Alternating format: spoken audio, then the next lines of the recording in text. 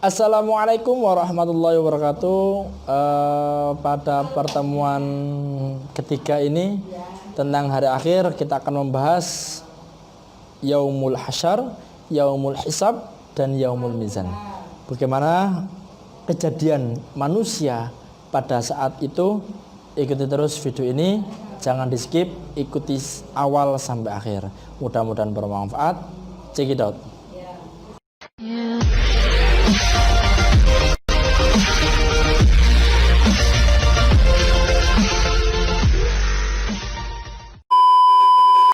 Oke, kita lanjutkan materi yang kemarin, tetap pada tema meyakini hari akhir dan mengakhiri kebiasaan buruk bersama Pak Nizar. Sebelum kita mulai, marilah kita berdoa terlebih dahulu. Mudah-mudahan apa yang kita pelajari bermanfaat. Mudah-mudahan apa yang kita pelajari diberikan ridha dan diberikan berkah oleh Allah Subhanahu wa taala. Al-Fatihah. A'udzubillahi minasyaitonir rajim. Bismillahirrahmanirrahim. Alhamdulillahirabbil alamin arrahmanir rahim maliki yaumiddin. Iyyaka na'budu wa iyyaka nasta'in. Ihdinas siratal mustaqim. Siratal ladzina an'amta 'alaihim ghairil maghdubi 'alaihim waladdallin. Amin. Raditu billahi rabba wa bil islami dina wa bi Muhammadin nabiyya wa rasulah. Rabbi zidni ilma warzuqni fahma bi rahmatika ya arhamar rahimin. Amin ya rabbal alamin. Melanjuti materi yang kemarin, tetap pada kompetensi dasar memahami makna iman kepada hari akhir berdasarkan pengamatan terhadap dirinya, alam sekitar, dan makhluk ciptaannya. Kita flashback lagi, meyakini hari akhir dan mengakhiri kebiasaan buruk. Bahwasanya hari akhir itu pasti akan terjadi. Fenomena yang terjadi di sekitar kita, kematian seseorang, tanah longsor, banjir, gunung meletus, tsunami, bahkan wabah virus corona ini merupakan peringatan Allah yang ditujukan pada manusia agar tetap menjaga kualitas imannya. Dan hari kiamat itu pasti akan terjadi. Kemarin kita telah bahas Yaumul Barzah dan Yaumul Ba'ats. Yaumul Barzah alam kubur, Yaumul Ba'ats dibangkitkan. Saat ini kita akan membahas Yaumul Mahsyar. Apa itu Yaumul Mahsyar?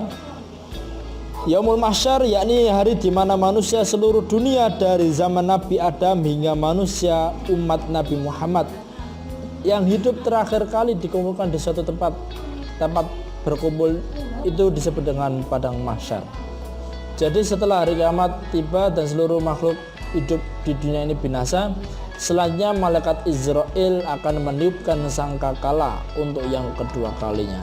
Sebagaimana dalam Quran surah Az-Zumar surat ke-68, 69 dan 70 yang artinya bisa dilihat, dan ditiuplah sangkakala maka matilah siapa yang di langit dan di bumi kecuali siapa yang dikehendaki Allah. Kemudian ditiup sangkakala itu sekali lagi, maka tiba-tiba mereka berdiri menunggu keputusannya masing-masing. Kita lihat makna yang ini. Malaikat Israfil akan meniupkan sangkakalanya, mati semuanya yang ada di langit maupun yang di bumi kecuali yang dikehendaki oleh Allah. Siapakah yang dikehendaki oleh Allah? Menurut tafsiran ulama ada 3 malaikat yang dikehendaki oleh Allah untuk tetap hidup, yakni malaikat Jibril, Mikail, dan Israfil. Kemudian ditiup sangkakala itu sekali lagi, maka tiba-tiba mereka berdiri menunggu putusannya masing-masing. Lanjut di ayat ke-69, dan terang benderanglah bumi padang mahsyar dengan cahaya keadilan Tuhannya, dan diberikanlah buku perhitungan perbuatan masing-masing. Nah, ini akan diberikan buku perhitungan perbuatan masing-masing. Dan didatangkanlah para nabi dan saksi-saksi, dan diberi keputusan di antara mereka dengan adil, sedang mereka tidak dirugikan. Ayat ke-70, dan disempurnakan bagi tiap-tiap jiwa balasan apa yang telah dikerjakan, dan dia lebih mengetahui apa yang mereka kerjakan. Mahsyar terjadi setelah manusia dibangkitkan dari kematian. Di mahsyar manusia akan merasa berat dan membutuhkan waktu lama untuk menanti pengadilan dari Allah. Manusia yang dibangkitkan dan dikuburkan di yaumul mahsyar dalam keadaan tidak beralas kaki dan tak berpakaian. Dalam hadis riwayat Muslim dikatakan manusia akan dikumpulkan pada hari kiamat nantinya dengan tidak beralas kaki, tidak berpakaian, dan belum dikhitan. Dari hadis tersebut bisa kita bayangkan bersama betapa menderitanya jika dalam keadaan panas tanpa baju dan tanpa alas kaki. Namun mereka nanti akan diberi pakaian yang akan menerima pakaian pertama kali, yakni Nabi Ibrahim. Sebagaimana dalam hadis surat Bukhari dikatakan, sesungguhnya orang yang pertama mendapat pakaian pada hari kiamat yakni Nabi Ibrahim. Setelah mendapat pakaian, mereka akan berjalan melewati padang mahsyar. Satu hari di padang mahsyar adalah 1000 tahun di dunia. Bisa dibayangkan betapa lamanya waktu di yaumul mahsyar tersebut. Ketika di mahsyar, manusia ada yang berjalan kaki, ada yang naik kendaraan, ada yang menyeret-nyeret langkahnya, tentu sesuai amal ibadahnya masing-masing. Dalam hadis riwayat Tirmidzi dikatakan sesungguhnya kalian akan dikumpulkan di padang mahsyar dalam keadaan berjalan kaki. Ada juga yang naik kendaraan, serta ada juga yang terseret di atas wajah-wajah kalian. Naudzubillah summa naudzubillah. Itu semua tergantung amal perbuatan kita di dunia. Masih belum selesai. Pada hari itu manusia akan diadili oleh Allah. Hari itu juga disebut sebagai hari pembalasan yang hakiki. Kondisi seluruh manusia pada yaumul mahsyar adalah rata-rata manusia akan mengalami ketakutan yang luar biasa. Sebab seluruh manusia yang ada hanya mengingat dirinya dan mengingat setiap dosa yang dilakukan semasa hidup. Semuanya tidak mencari siapapun, semuanya sibuk dengan amal perbuatannya masing-masing, semuanya sibuk. Maka dari itu mumpung masih hidup di dunia, marilah kita senantiasa mengumpulkan amal kebaikan kita. Pada yaumul hasyar itulah keadaan matahari akan tepat berada di atas kepala manusia.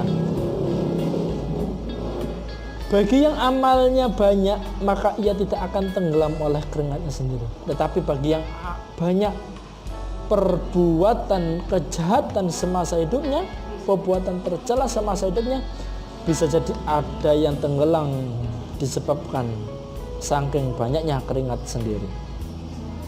Pada saat di yaumul mahsyar, setan masih berkesempatan untuk menggoda manusia. Manusia yang tergoda nantinya akan masuk ke dalam ajakan setan. Akan tetapi manusia yang tergoda ini, yakni mereka yang semasa hidupnya memang bukanlah orang yang beriman pada Allah. Karena bagi orang yang beriman tentu ia dapat menjaga dirinya dari godaan setan dimanapun dan kapanpun. Bagi manusia yang selama hidupnya benar-benar menjalankan perintahnya dan menjauhi larangannya, maka selama di yaumul hasyar atau di padang mahsyar mereka tetap dalam kondisi tenang. Bagi orang yang soleh dan beriman meskipun diluputi rasa cemas akan tetapi tidak sampai begitu mendalam. Bahkan bagi orang beriman walau matahari berada di atas kepala hanya akan mengeluarkan keringat sedikit saja, karena itulah janji Allah pada hambanya yang taat kepadanya. Di yaumul hasyar beberapa umat muslim akan mendapatkan syafaat dari Nabi Muhammad. Orang-orang yang mendapat syafaat ini akan mendapatkan kemudahan, yakni dipercepat pembicaraannya dengan malaikat, dipermudah masuk surga, ditambah timbangan pahalanya supaya lebih berat daripada dosanya, dimasukkan ke surga tanpa hisab. Ini orang-orang yang mendapatkan syafaat.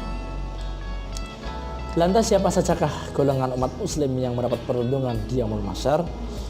Rasulullah SAW bersabda, ada 7 golongan yang mendapat syafaat di yaumul mahsyar, yakni pemimpin-pemimpin yang adil.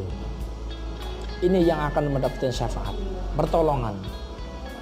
Pemuda, baik laki-laki maupun perempuan yang tumbuh dalam beribadah atau mengabdi pada Allah, senantiasa beribadah pada Allah. Seseorang yang senantiasa hatinya selalu mengingat di dalam masjid ketika ia keluar dari masjid hingga ia kembali ke masjid lagi. Seorang laki-laki yang digoda oleh perempuan yang cantik jelita, lantas laki-laki tersebut menjawab, sesungguhnya aku takut karena Allah. Laki-laki yang semacam inilah yang akan mendapatkan syafaat nantinya. Seseorang yang bersedekah dan dia menyembunyikan hingga seakan-akan tangan kirinya tidak tahu apa yang diinfakkan oleh tangan kanannya. Ya istilahnya sedekah infak dengan cara diam-diam. Seseorang yang berzikir atau mengingat Allah dalam kesunyian lalu kedua matanya menangis. Orang yang senantiasa berzikir ingat sama Allah dalam keadaan sunyi lalu kedua matanya menangis, orang semacam inilah yang nantinya akan diberikan syafaat oleh Allah dan Rasulnya. Untuk itu semasa hidup di dunia manfaatkanlah sebaik-baiknya untuk selalu mengerjakan perbuatan-perbuatan yang baik, mengerjakan perbuatan yang diperintahkan oleh Allah dan meninggalkan larangannya. Dengan begitu maka kita akan mendapat perlindungan Allah ketika berada di yaumul hasyar kelak. Lakukanlah amal kebaikan semata-mata hanya untuk mencari ridha Allah. Jika Allah telah meridai, maka akan memudahkan segala urusan di dunia dan mendapatkan tempat yang mulia di sisi Allah kelak. Itu tadi yaumul hasyar. Selanjutnya yaumul mizan atau yaumul hisab. Ada beberapa tafsiran ulama yang menyamakan antara yaumul mizan dengan yaumul hisab. Akan tapi Pak Nezar kali ini akan membedakan urutannya setelah yaumul mahsyar. Yaumul hisab dulu, dihisab dulu, dihitung dulu amal-amalnya. Dihitung-hitung baru dimizan, ditimbang di yaumul mizan. Jadi dihitung dulu. Sebagaimana dalam Quran surah Al-Zalzalah surat ke-99 ayat 7 sampai 8. A'udzubillahi minasyaitonirrajim. Bismillahirrahmanirrahim. فَمَنْ يَعْمَلْ مِثْقَالَ ذَرَّةٍ خَيْرًا يَرَهُ وَمَنْ يَعْمَلْ مِثْقَالَ ذَرَّةٍ شَرًّا يَرَهُ. Barang siapa yang mengerjakan kebaikan sebesar zarrah pun, niscaya dia akan melihat balasannya. Dan barang siapa yang mengerjakan kejahatan seberat zarrah pun, niscaya dia akan melihat balasannya pula. Pak, apakah zarrah itu? Zarrah itu terkecil, apa bagian sesuatu yang terkecil. Dulu bagian terkecil itu semacam zarrah, biji itu terkecil. Seiring berjalannya waktu ada yang lebih kecil lagi, yakni atom. Nah, maksudnya apa dari ayat ini? Apabila kita melakukan kebaikan sekecil apapun itu, entah itu senyum pada orang lain, entah itu mengucapkan bismillah di setiap aktivitas kita, apapun, maka Allah pasti akan membalasnya dengan kebaikan pula. Sebaliknya, ketika seseorang melakukan kejahatan sekecil sebutir zarrah, sebutir atom pun, Allah pasti akan membalasnya dan ada hitungannya dan pasti akan ditimbang. Ini maka dari itu apa yang kita laksanakan di dunia ini hendaklah kita pikirkan terlebih dahulu. Mudah-mudahan Allah melindungi kita di setiap aktivitas kita. Apa yaumul hisab itu? Yaumul hisab itu hari di mana semua amal perbuatan manusia dihisab, dihitung-hitung, dipilah-pilah. Oh ini pahala, oh ini dosa, oh ini masuk dalam kategori yang baik, oh ini masuk dalam kategori yang buruk. Nah, dihitung-hitung. Nah, dihitung sudah baik. Oh kok banyak, oh kok yang banyak pahala, dosanya kok sedikit. Oh ini pasti masuk surga, belum tentu. Banyak belum tentu berat. Oh pahalanya sedikit, oh dosanya banyak. Apakah ini masuk neraka? Belum tentu. Sedikit pahala belum tentu masuk neraka. Setelah dihitung-hitung banyaknya, baru ditimbang, ya, ditimbang berat mana. Karena yang sedikit ini belum tentu ringan, berat juga bisa. Bapak kok bisa? Iya, kapas sama beras berat mana? Ya berat beras daripada kapas. Ya, nah ini sedikit belum tentu, banyak juga belum tentu. Di tahap selanjutnya yaumul mizan, ditimbang. Telah dijelaskan bahwa manusia berkumpul di padang mahsyar untuk menunggu panggilan dihitung dan ditimbang amalnya. Adapun bukti-bukti bahwa manusia akan hitung dan ditimbang amalnya, Allah Subhanahu wa taala berfirman, Dalam Quran surah Al-Infitar ayat 9-12, sekali-kali tidak boleh begitu, bahkan engkau mendustakan hari pembalasan. Dan sesungguhnya bagi engkau ada malaikat-malaikat yang menguasai pekerjaanmu yang mulia di sisi Allah dan mencatat perbuatanmu. Mereka mengetahui apa yang engkau kerjakan.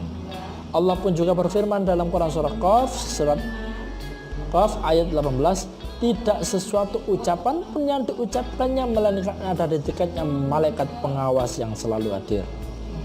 Ketika manusia sudah berada di padang mahsyar, maka setiap orang mendapat catatan amalnya selama hidup di dunia. Adapun keadaan manusia ketika mendapatkan catatan amal yang dijelaskan oleh Allah dalam firman-Nya dalam Quran surah Al-Insyiqaq ayat 7-13, adapun orang yang diberikan kitabnya dari sebelah kanannya, maka beliau akan diperiksa dengan investigasi yang gampang, dan beliau akan kembali kepada kaumnya yang sama-sama beriman dengan gembira. Adapun orang-orang yang diberikan kitabnya dari belakang, maka beliau akan berteriak, celakalah aku, dan beliau akan masuk ke dalam api yang menyala-menyala, yakni neraka. Sesungguhnya beliau lampaui di dunia bergembira di kalangan kaumnya yang sama-sama kafir. Berdasarkan ayat tersebut, cara malaikat mempersembahkan amal catatan, maka manusia sudah menggambarkan keadaan yang dialami. Manusia yang diberikan catatan amal dengan cara terhormat diberikan dari sebelah kanan, sedangkan manusia yang diberikan dari sebelah kirinya, maka itu sudah niscaya amal buruknya lebih banyak daripada kebaikan yang beliau lakukan waktu hidup di dunia.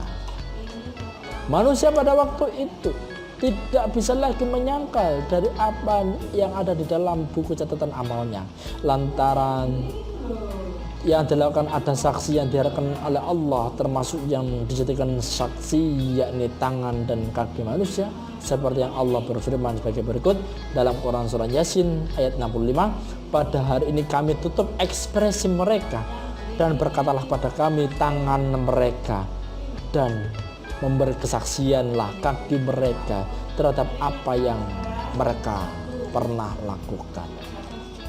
Itu tadi. Jadi ya, seperti kita ketahui semuanya bahwasanya nanti pada hari akhir, pada hari kiamat, pada yaumul mizan, ketika manusia mengelak apa yang diperbuatannya selama hidup di dunia, mulutnya akan dikunci. Siapa yang berbicara? Tangan, kakinya berbicara apa yang diperbuatnya selama di dunia. Ini tangannya akan berbicara nanti ya, memberikan kesaksian. Kakinya akan memberikan kesaksian. Dilangkahkan kemana kakinya?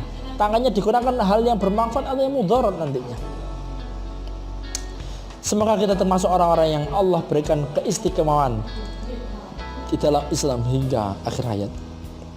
Itu tadi penjelasan yaumul mahsyar, yaumul hisab, dan yaumul mizan. Selanjutnya kita akan membahas terkait dengan bagaimana gambaran orang masuk surga dan bagaimana gambaran orang masuk neraka. Akan kita bahas di pertemuan yang terakhir, pertemuan besok. Mudah-mudahan kita dalam keadaan sehat walafiat. Mudah-mudahan kita diberikan nikmat oleh Allah untuk senantiasa memperbaiki iman dan takwa kita pada Allah Subhanahu wa taala. Kita tutup sama-sama dengan kafaratul majelis. Subhanakallahumma wa bihamdika asyhadu an la ilaha illa anta astaghfiruka wa atubu ilaik. Wassalamualaikum warahmatullahi wabarakatuh.